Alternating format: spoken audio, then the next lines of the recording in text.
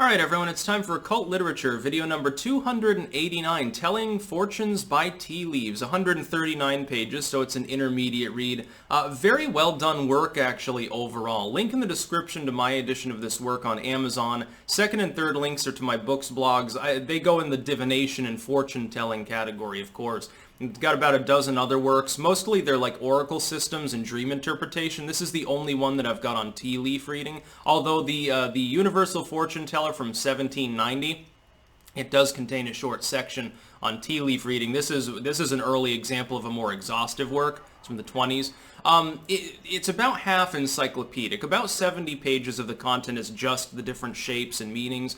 Some of them are dated a little bit, like a phonograph, obviously, is not something you're likely to see in your tea these days. Things like that. It gives 20 different illustrated examples. And I retained the original illustrations just because re-rendering tea leaf illustrations wouldn't do it a justice, I think. Its original intent and meaning, I try to preserve that within works.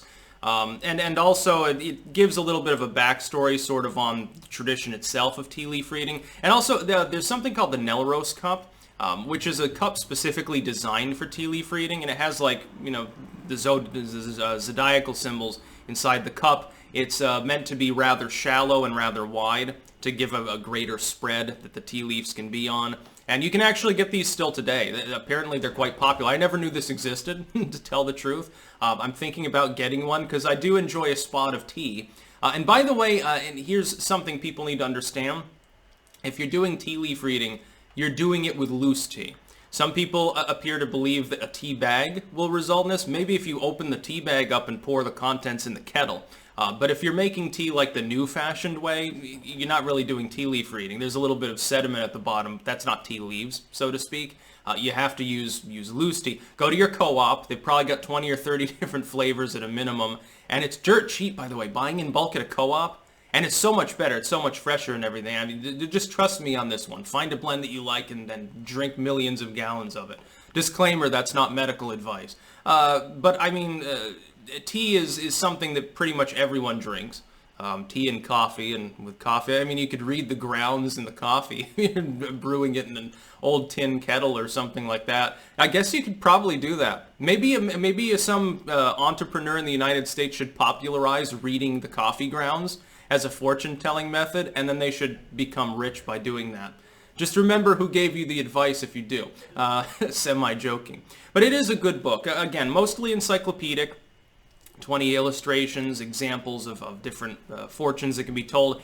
A lot of it is interpretive because you got to understand when you're looking at the tea leaves, shapes can appear similar.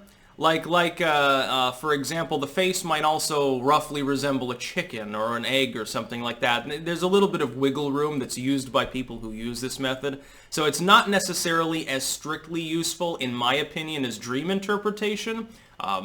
Technically speaking, not even as much as tarot card reading. I lean more towards using dreams for divinatory purposes. I pay attention to my dreams when I can.